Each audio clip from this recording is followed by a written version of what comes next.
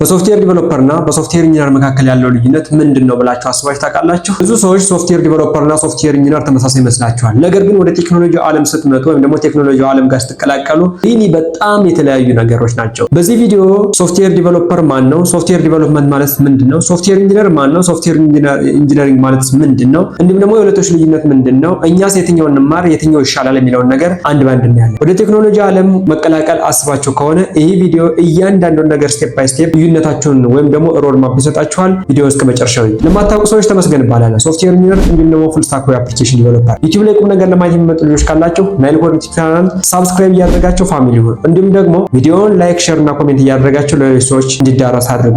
ወደ ዛሬው ቪዲዮአችን ሌትስ ጎ። መግቢያ ላይ እንደተናገርኩኝ ሶፍትዌር ዲቨሎፐር ምንድነው? ሶፍትዌር ኢንጂነርስ ምንድነው? ሶፍትዌር ዲቨሎፐር ማን ነው? ሶፍትዌር ኢንጂነርስ ማን ነው የሚለው ነገር የብዙ ሰዎች ጥያቄ ነው። ሶፍትዌር ኢንጂነር እና ሶፍትዌር ዲቨሎፐር ልዩነቱን ከማየታችን በፊት ሪሊ እኛ ፕሮጀክት ስንሰራ እኛም ደግሞ ግቢ ላይ እንደተማርነው አንድ ሶፍትዌር ዲቨሎፕ ለመደረግ የምንከተለው ስቴፕ ባይ ስቴፕ አሪፍ ነው ብዬ አስባለሁ።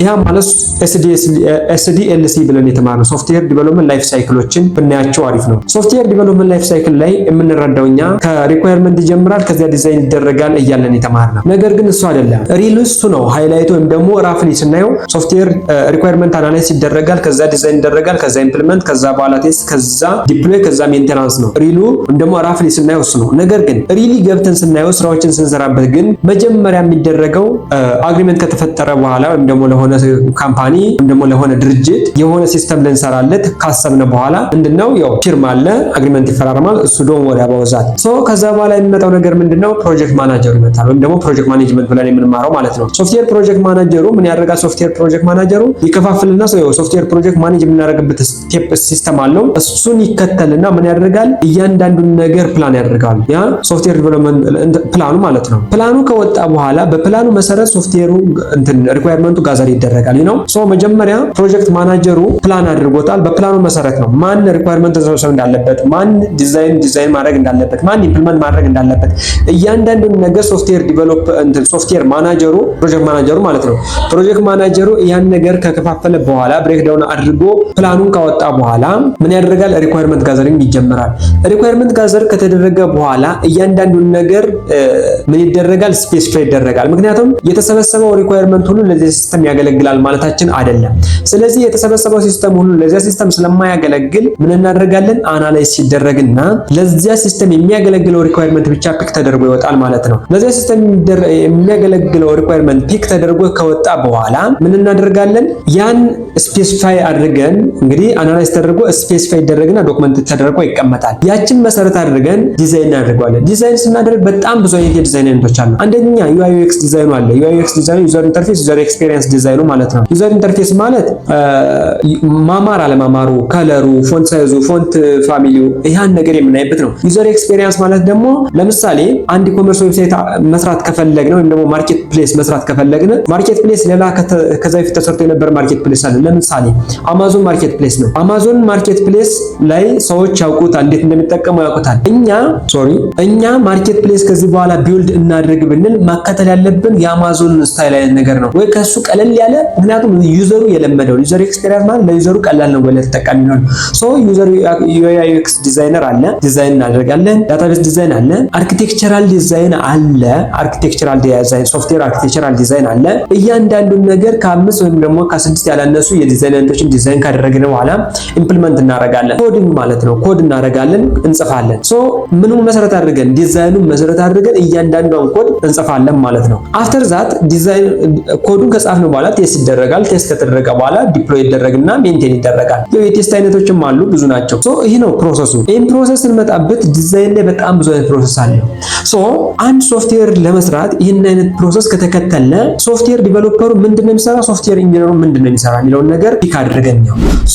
ሶፍትዌር ዲቨሎፐር እና ሶፍትዌር ኢንጂነር እዚህ ጋር የምናያቸው ነገሮች ሶፍትዌር ኢንጂነር ማለት እያንዳንዱን ነገር ስለ ሶፍትዌሩ ምንነት፣ ስለ ሶፍትዌሩ ዲቴል የሆነ ኦቨርኦል የሆነ ኮንሴፕት ያለው ሰው ነው መሆን ያለበት። ሶፍትዌር ኢንጂነር ጀነራል የሆነ ነው። ሶፍትዌር ኢንጂነር ሶፍትዌሩ ተሰርቶ እስኪያልቅ ድረስ የሚያልቀውን የሚሆነውን ነገር እያንዳንዱን ይቆጣጠራል። ሶፍትዌር ኢንጂነር ስለ ሶፍትዌሩ ፐርፎርማንስ፣ ስለ ሶፍትዌሩ ሪላያቢሊቲ፣ ስለ ሶፍትዌሩ ሴኩሪቲ እያንዳንዱን ነገር ያያል። ስለ ሶፍትዌር ኢንጂነር ዲዛይን ያደርጋል። ሶፍትዌር ኢንጂነር አርኪቴክቸሩን ዲዛይን ያደርጋል። ዳታቤዙን ዲዛይን ያደርጋል። ሪላያቢሊቲን ይቆጣጠራል። ያን ነገር ሁሉ የሚያደርገው ሶፍትዌር ሶፍትዌር ኢንጂነር ነው። ሶፍትዌር ኢንጂነር ማለት ያ ማለት ኢንጂነር መሐንዲስ ነው። አስቡት፣ መሐንዲስ ሶፍትዌሩ ፌል የሚያደርገው፣ ሶፍትዌሩ ፐርፎርማንሱ ዝቅ የሚለው፣ ሶፍትዌሩ ሪሌቢሊቲ ደካማ የሚሆነው፣ ሶፍትዌሩ ዩዚቢሊቲ ደካማ የሚሆነው ከሶፍትዌር ኢንጂነሪንጉ የተነሳ ነው እንጂ ሶፍትዌር ዲቨሎፐሩ ምክንያት አይደለም። ሶፍትዌር ኢንጂነር ማለት በቃ ኦቨርኦል ሪኳየርመንቱን አናላይዝ ያደርጋል፣ ማድረግ ይችላል። ሪኳየርመንቱን ዲዛይን ያደርጋል፣ ሪኳየርመንቱን አናላይዝ ያደርጋል፣ ሲስተሙን ዲዛይን ያደርጋል፣ ከዛ ኢምፕሊመንት ማድረግ ይችላል፣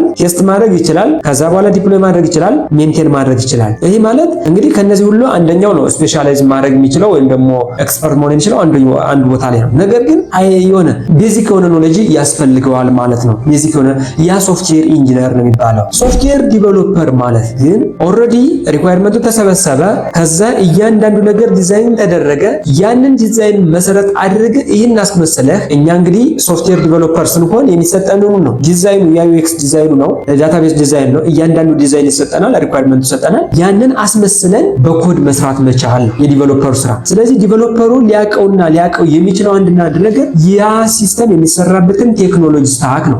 ያ ሲስተም የሚሰራበትን ለምሳሌ አንድ ሲስተም በምን መሰራት እንዳለበት የሚወስነው ሶፍትዌር ኢንጂነሩ ነው። ከላይ ያለው ሶፍትዌር ኢንጂነሩ ይሄ ሲስተም መሰራት ያለበት ለሴኩሪቲ ስለተባለ በምን ሊል ይችላል? በላራቬል ወይም ደግሞ በፒኤችፒ ነው መሰራት ያለበት ሊል ይችላል። ይሄ ሲስተም ለስኬሌቢሊቲ በኖድ.ጄኤስ ነው መሰራት ያለበት ሊል ይችላል። ስለዚህ ያን ነገር የሚወስነው ማን ነው? ሶፍትዌር ኢንጂነሩ ነው። በኖድ.ጄኤስ ነው ብሎ ካሰበ ኖድ.ጄኤስ ዲቨሎፐር ይፈልጋል። ኖድ.ጄኤስ ዲቨሎፐሩ ያችን መሰረት የተደረገችለትን ዲዛይን የተደረገችለትን ለማውጣት ኖድ.ጄኤስን በኖድ.ጄኤስ ኮድ እየጻፈ ዲዛይን የተደረገችለትን ስፔሲፊካሊ ያችን ነገር ቢውልድ ማድረግ ነው የሱ ስራ። ስለዚህ ሶፍትዌር ዲቨሎፐር ስፔሲፊክ ሆነ ማለት ነው። ሶፍትዌር ዲቨሎፐር እንግዲህ ማለት የተሰጠውን ነገር ማውጣት ነው።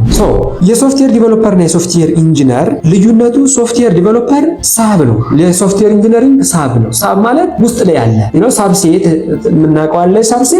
ሳብ እሴት ነው። ያ ማለት ሳብሴት ማለት ውስጥ ላይ ያለ በሶፍትዌር ኢንጂነር ውስጥ ያለ። ሶፍትዌር ዲቨሎፐሮች ሶፍትዌር ኢንጂነር ናችሁ ማለት አንችልም። ሶፍትዌር ዲቨሎፐር ከየትም ቦታ መጥቶ ሶፍትዌር ዲቨሎፐር ሊሆን ይችላል። ሶፍትዌር ዲቨሎፐር አሁን ላይ ባለው ሁኔታ በእኔ አመለካከት አርቲፊሻል ኢንተለጀንስም ሶፍትዌር ዲቨሎፐር ነች።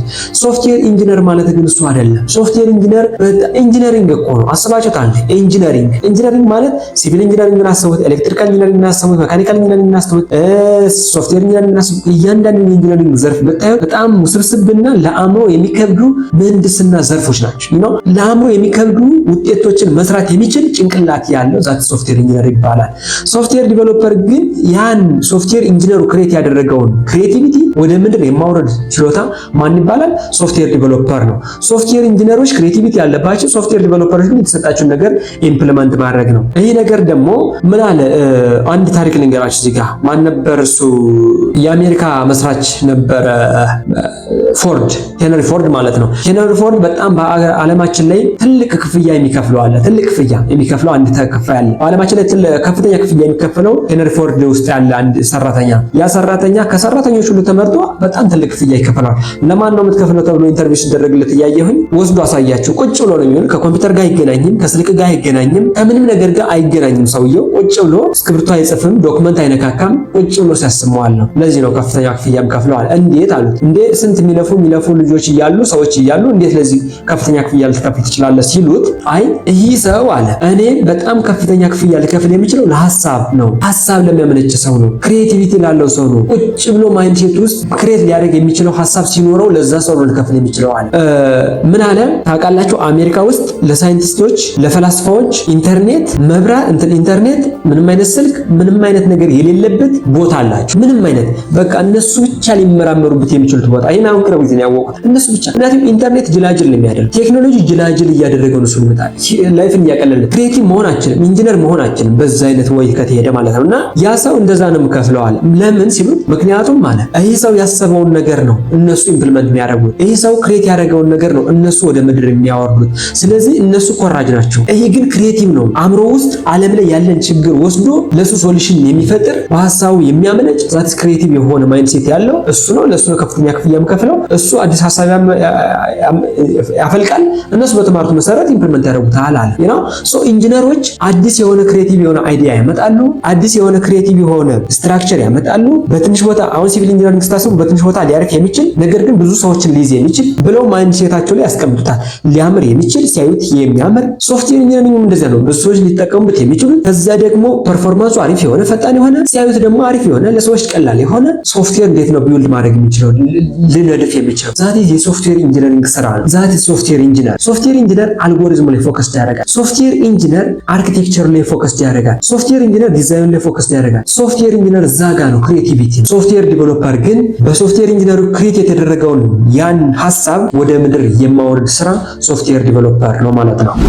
የሶፍትዌር ኢንጂነር እና የሶፍትዌር ዲቨሎፐር ልዩነቱ ይህ ከሆነ እናንተ ማንን ነው ሶፍትዌር ዲቨሎፐር ይሻላል ሶፍትዌር ኢንጂነር ለምትሉኝ ተማሪዎች አሁን ላይ አፕሊኬሽኖችን ቢውልድ የማድረግ ኮድ የማድረግ ፍላጎት ደስተኛ ከሆናችሁ ዛጋ ቁጭ ብላችሁ ኮድ የመጻፍ ፍላጎት ካላችሁ ዛት ሶፍትዌር ዲቨሎፐር መሆን ይችላላችሁ። ነገር ግን ይሄ አልጎሪዝም ጋር ፕሮብሌም ሶልቪንግ ጋር የተለያዩ ሂውጅ የሆኑ ስትራክቸሮችን ወይም ደግሞ ሶፍትዌሮችን ቢውልድ የማድረግ ጋር የሆነ ዓለም ላይ ያለን ትልቅ የሆነ ፕሮብሌም ወስዶ ሶልቭ የማድረግ ጭንቅላታቸው ትልቅ ፕሮብሌሞችን ሶልቭ የማድረግ አቅም ካለው ዛት ሶፍትዌር ኢንጂነር ብትሆኑ አሪፍ ነው። አሪፉ ነገር ግን ምን መሰላችሁ? አሪፉ ነገር ያ ማለት እድለኝነታችን ምኑ መሰላችሁ? ጥሩ አይዲያው ወይም ደግሞ መልካሙ ዜና ምን መሰላችሁ? መጀመሪያ ሶፍትዌር ዲቨሎፐር ትሆናላችሁ። ሶፍትዌር ዲቨሎፐር ማለት ፉል ስታክ አፕሊኬሽን ዲቨሎፐር ትሆኑ ትችላላችሁ፣ ፍላተር ዲቨሎፐር ትሆኑ ትችላላችሁ፣ ፓይተን ዲቨሎፐር ትሆኑ ትችላላችሁ። የሆነ ዲቨሎፐር ትሆናላችሁ። ዲቨሎፐር ከሆናችሁ በኋላ ዝግ ያላችሁ ዲዛይኗን ትረዳታላችሁ። እናንተ ዲዛይን ሰጣችሁ እንዴት ዲዛይን ተደረገ፣ ከዚያ ዲዛይነር ቲሙ ጋር ትሄዱና ዲዛይን እንዴት ነው እየተሰራ ያለ የሚለውን ነገር ዲዛይን ትረዳላችሁ። እዚያ ዲዛይን እየተረዳችሁ ስትመጡ እንዳጠቃላይ ወደዛ እየገባች ነው ቴስተሩ ቲም ላይ ትሄዱና ቴስቲንግ ተማራላችሁ፣ ትረዳላችሁ። ያን እያደረጋችሁ እያንዳንዷን ነገር ዝግ በዝግ ስቴፕ ባይ ስቴፕ ስራ እየሰራችሁ እየተማራችሁ ሶፍትዌር ኢንጂነር የመሆን እንትኑ በዚያ ወይ ይገኛል። ስለዚህ መጀመሪያ ሶፍትዌር ዲቨሎፐር ለመሆን ሞክሩ፣ ከዛ በኋላ ሶፍትዌር ኢንጂነር ትሆናላችሁ ማለት ነው። ይህን እያንዳንዱን ነገር ስቴፕ ባይ ስቴፕ ፕራክቲካሊ ልናስተምር ዝግጅታችንን ጨርሰን ያለችን ዛሬ ማታ ይህን ቪዲዮ እንደለቀቁት እያያችሁት ከሆነ ያ ማለት የካቲት 28 ነው። ይህን ቪዲዮ እየለቀቁት ያለ እየሰራሁት ያለም የዛኔ ነው እየለቀቁት ያለም ማታ 11 ሰዓት ላይ ነው እየለቀቁት ያለ። ከ11 ሰዓት እስከ ሌሊቱ ወይም ደግሞ እስከ 29 ድረስ እያያችሁት ከሆነ ይህን ቪዲዮ ያለን ቦታ ጊዜውም እስከዛች ድረስ ነች። በዚች አንድ ቀን ውስጥ ለመመዝገብ ፉል ስታክ ዌብ አፕሊኬሽን ዲቨሎፐር ከግራውንድ ጀምረን ስንል እኛ ፕራክቲካሊ ከግራውንድ ተነስተን ሶፍትዌር ኢንጂነሪንግን ሴልስ ስኪልን በዛው እንዴት ክሊያንት ጋር ኮሚኒኬት እንደምናደርግ እንዴት የሆነ ሲስተምስ በራሳችን ሪኳየርመንት ሰብስበን ዲዛይን አድርገን ከዛ ኢምፕሊመንት አድርገን ቴስት አድርገን ዲፕሎይ አድርገን እንዴት ነው ለቢዝነሱ መስራት የምንችለው የሚለውን ነገር አንድ ባንድ የምናሳይበት ክላስ ነው። ያለችን ቀን ያው በነገርኳችሁ ነች። ዛሬ ማታ ብቻ ነች ያየለችን። ቀድማችሁ የምታዩ ልጆች ካላችሁ በ0910059801 እደግመዋለሁ፣ በ0910059801 ደውላችሁ መመዝገብ ትችላላችሁ ማለት ነው። ያለን ቦታም ሆነ ጊዜ ጠባብ ነች ማለት ነው። ምክንያቱም አንድ ኢንስትራክተር እኔ ብቻ ነኝ። አሁን ላይ ኢንስትራክተር እኔ ብቻ ስለሆነኝ ትንሽ ተማሪዎችን ይዤ ብቁ የሆነ ተማሪዎችን ማፍራት ብቻ ነው የምፈልገው ማለት ነው። በዚህ ቪዲዮ አዲስ ነገር አግኝቼበታለሁ ተምሬበታለሁ ካላችሁ ቪዲዮውን ላይክ፣ ሼር እና ኮሜንት አድርጉ። ቪዲዮውን ላይክም ሼርም ኮሜንትም እያደረጋችሁ አይደለም፣ በቃ ቪዲዮውን 5 ደቂቃ ምዩት 10 ደቂቃ ምዩት እንደገባችሁ እኔንም ስለሚያበረታታኝ ላይክ ማድረግ አይረሳ። የእውነቴን ነው። ላይክ ማድረግ አይረሳ፣ ኮሜንት ማድረግ አይረሳ፣ ሼር ማድረግ አይረሳ። ለሌሎች ሰዎች ይጠቅማላችሁ ካሰባችሁ የምታውቁት ግሩፕ ላይ እንዲሁም ደግሞ የተለያዩ ቦታዎች ላይ ሼር አድርጉት። ቪዲዮንም ላይክ ስታደርጉልኝ አንደኛ ዩቲዩብ ያን ነገር ኦኬ ወደውታል ብሎ ፑሽ ያደርግልኛል፣ ለኔም ደግሞ ሳይ ያበረታታኛል ነው። ኮሜንት አድርጉ፣ ሼር አድርጉ፣ ላይክ አድርጉ። እንዲሁም ደግሞ ከዚህ በኋላ የምንለቃቸው ቪዲዮዎች ለኛ ይጠቅማሉ ብላችሁ ካሰባችሁ እያንዳንዱን ነገር እንዲደርሳችሁ ከፈለጋችሁ ቻናሉን ሳብስክራይብ እያደረጋችሁ የደወል ምልክቱን ማብራት እንዳይረሳ። በቀጣይ ቪዲዮ ምን ቪዲዮ እንዲሰራላችሁ እንደምትፈልጉም ኮሜንት ሴክሽን ላይ አሳውቁኝ። በቀጣይ ቪዲዮ እስክንገናኝ ድረስ መልካም ጊዜ ባይ